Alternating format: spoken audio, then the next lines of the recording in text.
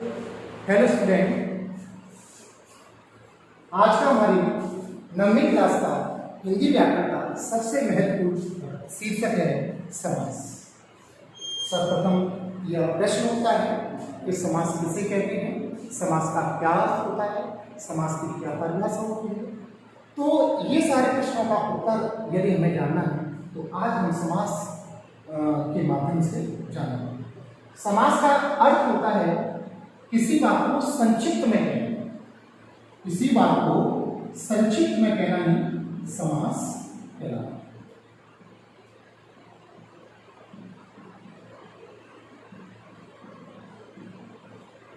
संक्षिप्त में कहना अर्थात किसी बात को संक्षिप्त में कहना ही समास कहलाता है। संक्षिप्त का अर्थ होता है सूक्ष्म, किसी बात को सूक्ष्म में कहना।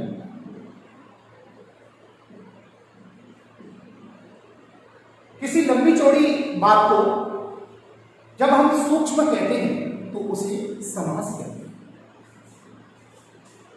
अर्थात यह भी कह सकते हैं हम कि जब कई शब्द मिलकर जब एक नए शब्द का निर्माण करते हैं, उसमें से कई शब्दों के बीच में से जब विभक्ति चिन्ह और योजक चिन्ह हट जाते हैं और हटने के बाद में जब हम एक शब्द का निर्माण करते हैं उसे समास कहते हैं।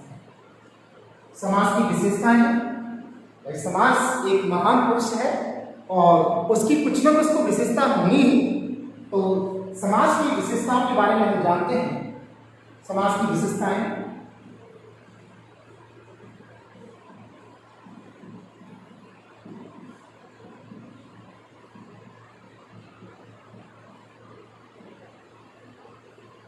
नंबर 1, समास में दो पद होते हैं। समास में दो पद होते हैं।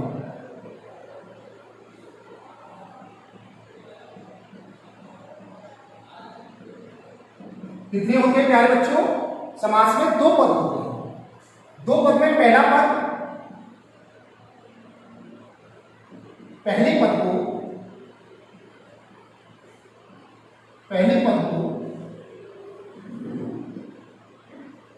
पूर्व पद कहते हैं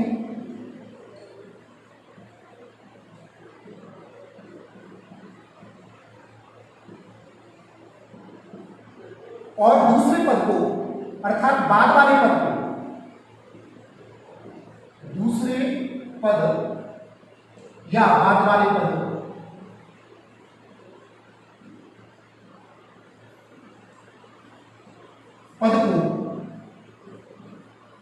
उत्तर पद कहते हैं। क्या कहते हैं प्यारे बच्चों? उत्तर पद कहते हैं।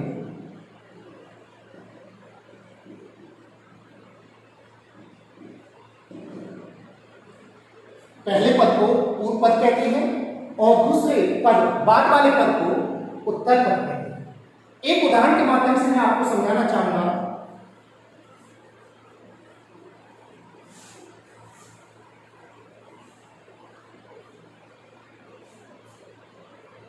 जैसे आप एक उदाहरण ले लीजिए,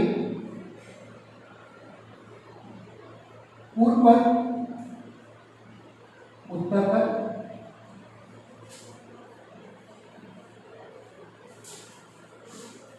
उदाहरण जैसे आप एक उदाहरण ले लीजिए राजपुत्र। राजपुत्र एक समास का उदाहरण है और इसमें यदि हमें जानना है कि पूर्व पद कौन सा है, उत्तर पद कौन सा है, तो इस उदाहरण में राज है जो वो पूर्व पद है और पुत्र है वह उत्तर है। मुझे उम्मीद है, मुझे विश्वास है कि आप पूर्व पद और उत्तर पद समझ चुके होंगे।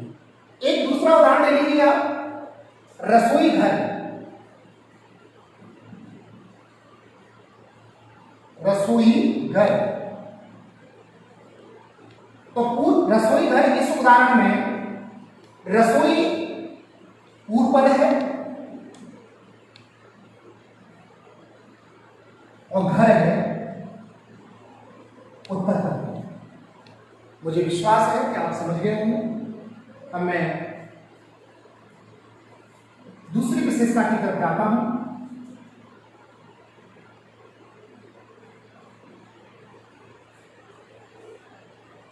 समास की दूसरी विशेषता, समास में दो क्रिया होती है।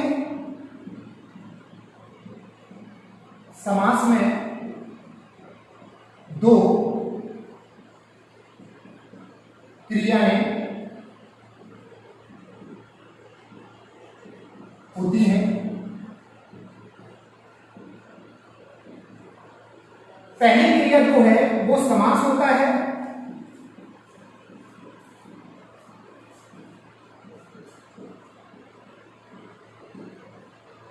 और दूसरी जो क्रिया है वह विग्रह होता है, समास विग्रह।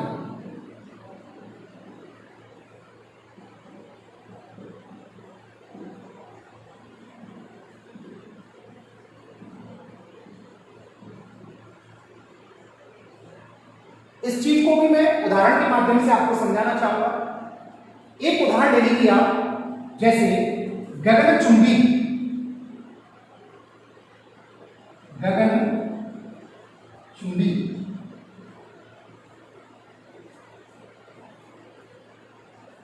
गगनचुंबी उदाहरण में अगर हम देखें तो समास क्या है और उसका विग्रह क्या होगा, तो मैं बताना चाहूंगा कि जो समस्त पद होता है वह समास कहलाता है।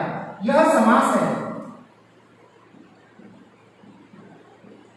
जब इसका हम विग्रह करेंगे तो विग्रह का अर्थ होता है किसी शब्द का खंड खंड करना, अर्थात विभाग करके किसी बात को लिखना, अलग अलग करके किसी बात को।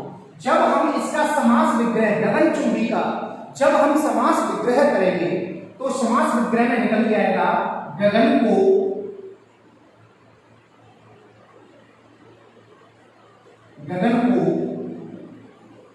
चूमने वाला। यह हो गया आपका समास विग्रह।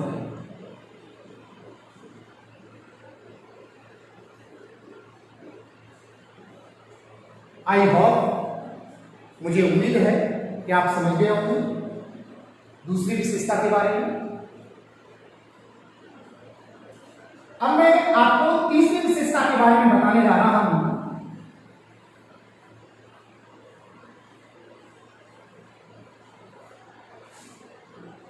जब हम समास बनाते हैं, जब समस्त या संपूर्ण पद का जब हम समास बनाते हैं, तीसरी विशेषता है समास की, तो उसमें से विभक्ति चिन्हों का और योजक चिन्हों का लोप हो जाता है। एक उदाहरण के माध्यम से आपको समझाना चाहूंगा मैं। जैसे एक उदाहरण ले लीजिए आप, राम भक्ति।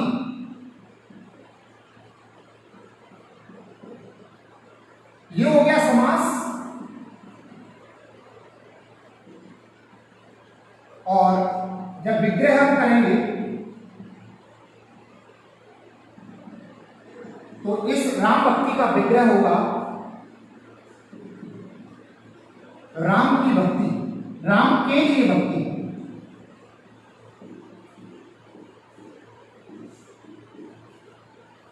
अर्थात जब हम समास बनाते हैं, समास इट मीन्स होता है समस्त पद।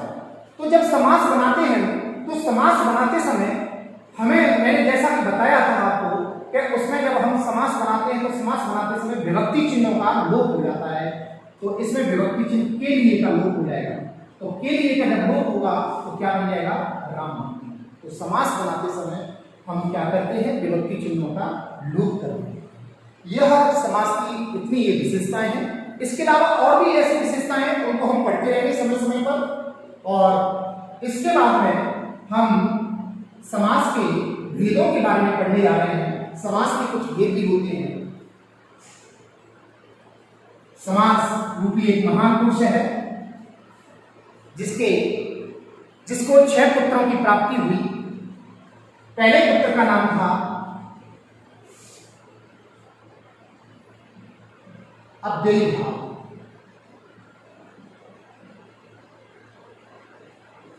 दूसरे पुत्र का नाम तत्पुरुष,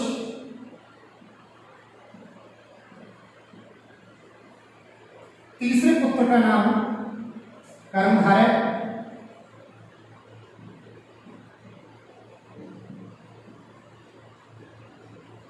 चौथे पुत्र का नाम द्वंद और पांचवें पुत्र का नाम द्विल और छठवें पुत्र का नाम बहुब्रीहि।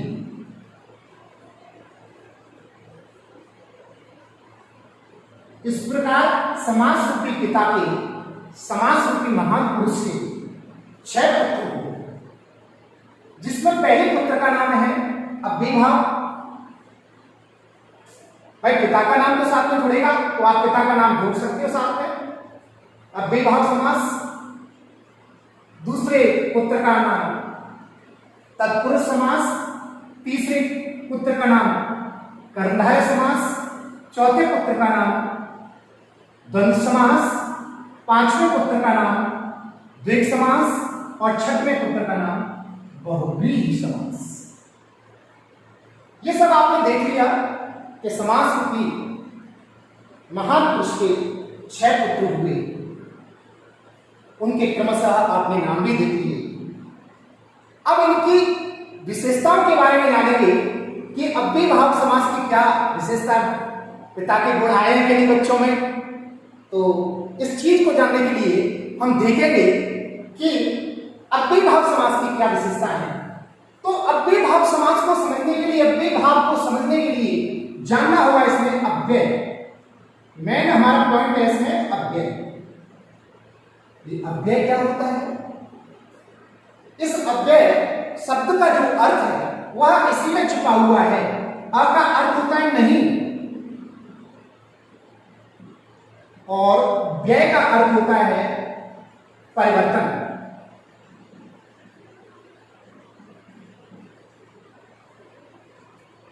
ऐसे शब्द हमारी हिंदी और संस्कृत भाषा के अंतर्गत ऐसे बहुत सारे शब्द हैं जिनमें विभक्ति, लिंग, वचन, पुरुष को लेकर कोई परिवर्तन नहीं होता है।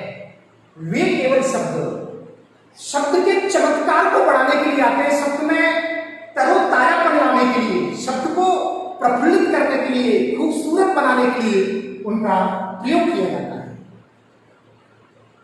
उदाहरण के तौर पर मैं आपके सामने प्रस्तुत करूंगा। जैसे एक उदाहरण ले लीजिए आप अव्यय का यथा। यह एक अव्यय शब्द है। वेद, प्रति, अनु, भर आदि।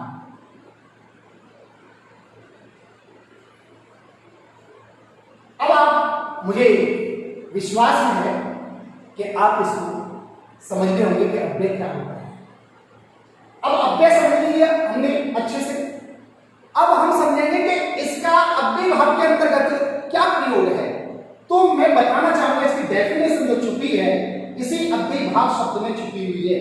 अर्थात ऐसे शब्द जो कभी परिवर्तित नहीं होते हैं, वे शब्द अगर किसी शब्द के साथ में आए, वे सभी शब्द अव्ययीभाव समास के उदाहरण होंगे। अर्थात उन शब्दों में अगर यह पूछा जाए कि उनमें कौन सा समास है, तो उनमें समास आपका कौन सा होगा? अव्ययीभाव समास होगा। जैसे एक उदाहरण के तौर पर मैं आपके सामने प्रस्तुत करना चाहूंगा।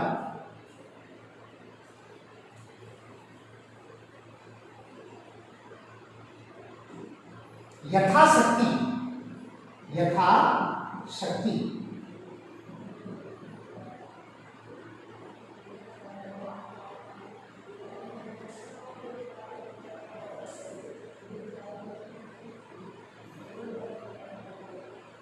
यथाशक्ति जो उदाहरण है, आप आंख मीच के कह सकते हो यथाशक्ति शब्द में अव्ययीभाव समास है। किस आधार पर कहा आपने कि अव्ययीभाव समास है? कोई पूछे कि क्यों अव्ययीभाव समास है, तो मैं आपको बताना चाहूंगा सीधा सीधा। मैंने आपको अभी यही बताया कि जिन शब्दों में पहले अव्यय शब्द प्रयोग हुआ हो, वो सभी अव्ययीभाव समास के उदाहरण होते हैं। जैसे यहां मैंने अभी उदाहरण बताया, यथा शब्द है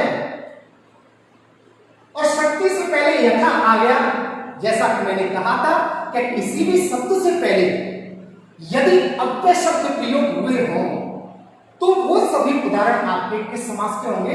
अव्ययीभाव समास के उदाहरण। यह तो एक उदाहरण देख लिया आपने। दूसरा उदाहरण देखते हैं, प्रतिदिन।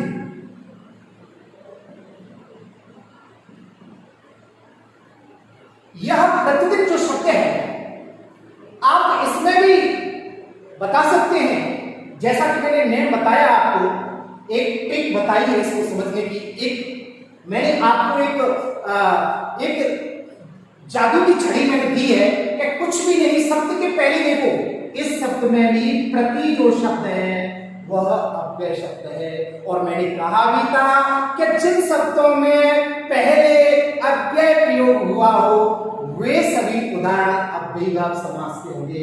यहाँ प्रति शब्द जो है वो अव्यय शब्द है, दिन से पहले प्रयुक्त हुआ है, प्रतिदिन इस उदाहरण में भी आपका अव्ययीभाव समास है। तीसरा उदाहरण लेते हैं, बेकाम।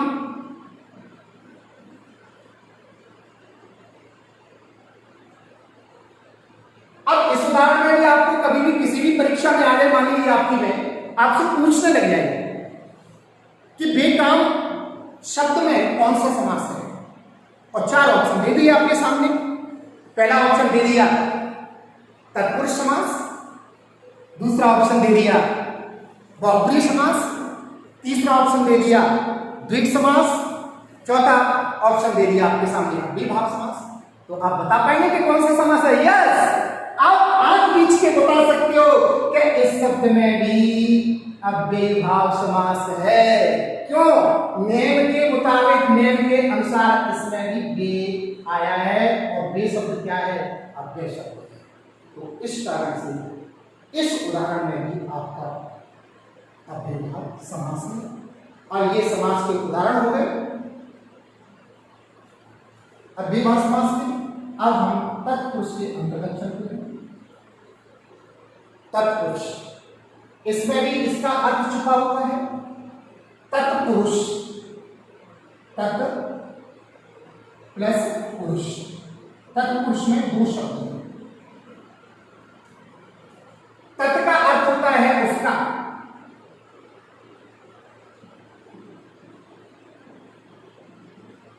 और पुरुष का मतलब पुरुष, व्यक्ति, मानव, उसका पुरुष, उसका, काकी के।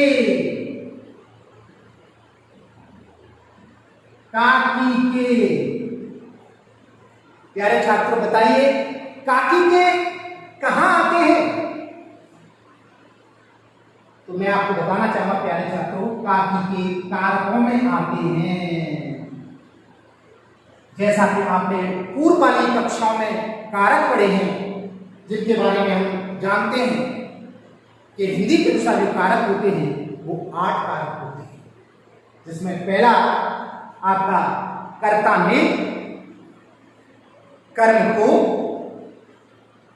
करण से द्वारा संप्रदान के लिए अपादान से अलग होना, संबंध काकी के अधिकरण में पेपर संबोधन ये भू है।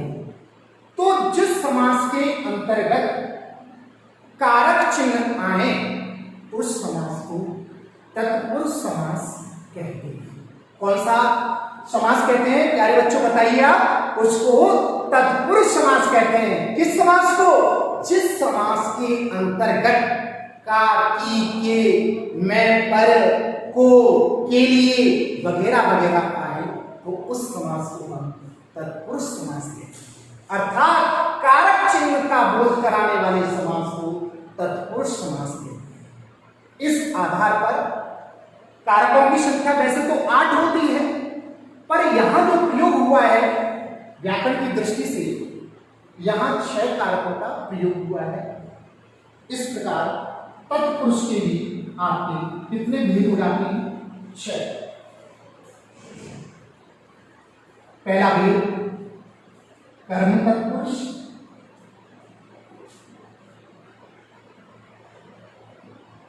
दूसरा भेद करण तत्पुरुष,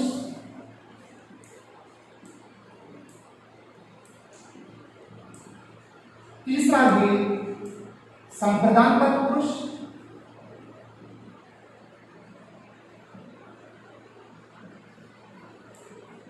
चौथा भेद अपादान तत्पुरुष,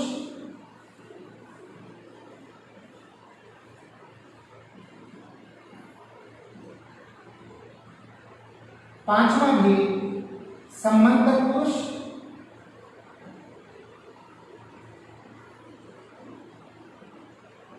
और छठवां भेद जो है आपका अधिकरण तत्पुरुष।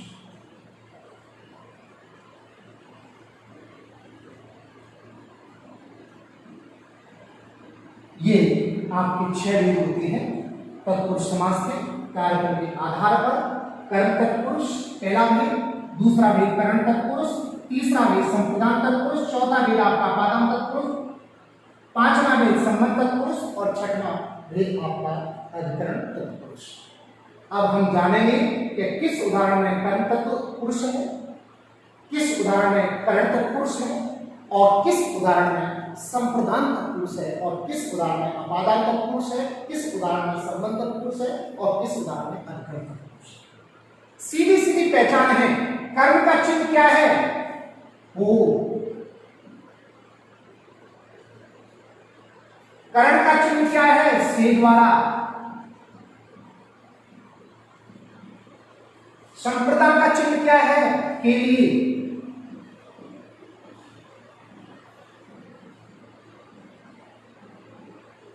अपादान का चिन्ह क्या है? अलग होना।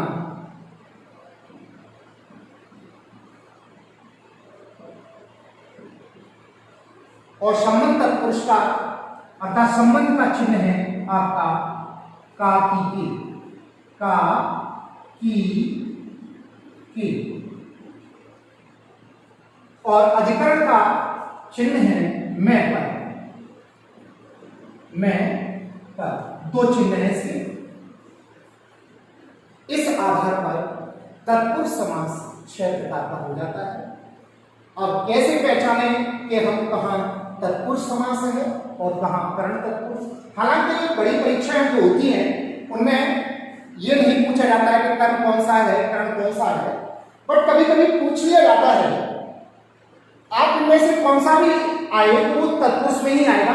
सारे ये 6 प्रकार के जो समास तत्पुरुष के भेद हैं ये सब इसी में ही आएंगे। बट कभी कभी नहीं पूछता है डायरेक्टली, कोई इनमें से किसी भी समास का उदाहरण दे देता है इसमें कौन सा है तो आप तत्पुरुष भी बता सकते हो। लेकिन अलग से पूछे, इनमें से पूछ लेंगे कर्म तत्पुरुष है, करण तत्पुरुष है, संप्रदान तत्पुरुष है या अपादान तत्पुरुष है, तो इसके लिए आपको क्या करना है मैं बताना चाहूंगा कि जिस उदाहरण में को आए विग्रह करने पर, जिस समास के उदाहरण में विग्रह करने पर, जैसा कि मैंने बताया था आपको विग्रह क्या होता है, समास विग्रह करने पर यदि को चिन्ह आए तो वहां आपका कर्म तत्पुरुष समास होगा। जैसे माखन चूर, एक उदाहरण है माखन चोर। माखन चोर यह हो गया आपका समास। यदि हम इसका विग्रह करते हैं तो निष्कर्ष रूप में इसका विग्रह होगा आपका माखन को चुराने वाला। माखन को चुराने वाला।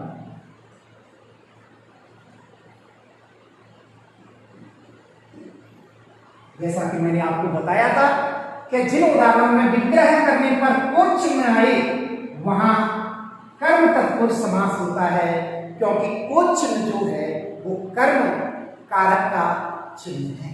तो सीधा सीधा आप विग्रह कर सकते हो किसी शब्द का। यदि विग्रह करने पर को आ रहा है तो 100% आप कह दीजिए इसमें आपका कर्मधारय समास है, सॉरी कर्म तत्पुरुष है। दूसरे नंबर का तत्पुरुष समास करण तत्पुरुष है। इसका चिन्ह है से द्वारा। यदि समास के जिन उदाहरणों में विग्रह करने पर से द्वारा यदि चिन्ह आए, मध्य में समास विग्रह करते समय बीच में यदि चिन्ह से द्वारा आए वह आपका करण तत्पुरुष समास होगा। जैसे तुलसी व्रत, तुलसी व्रत, इसका अर्थ क्या होगा? तुलसीदास के द्वारा रचित। मान लीजिए पूछ लिया जाए कि रामचरितमानस किसके द्वारा रचित है, तो उसके लिए आपसे पूछा जाए तो क्या आंसर होगा आपकी तरफ से? आपकी तरफ से यह आंसर होगा कि वह ग्रंथ रामचरितमानस जो ग्रंथ है वो तुलसीदास के द्वारा रचित है। जी, नेक्स्ट की ओर चल रहे हैं हम। तत्पुरुष का जो तीसरा भेद है वह आपका जो तीसरा भेद है वह मैं लिख दे रहा हूं, वह है आपका संप्रदान तत्पुरुष।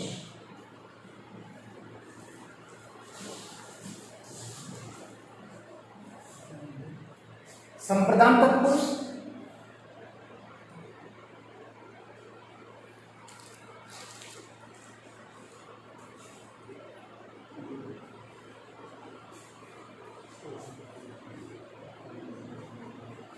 प्यारे बच्चों, समय की नजाकत को देखते हुए, समय मूल्यवान है और समय की घड़ियां अपने समय को लांघ रही हैं। इस कारण से आज जो छूट गया है, जो भी रह गया है विशेषकर, उसे हम कल पढ़ेंगे।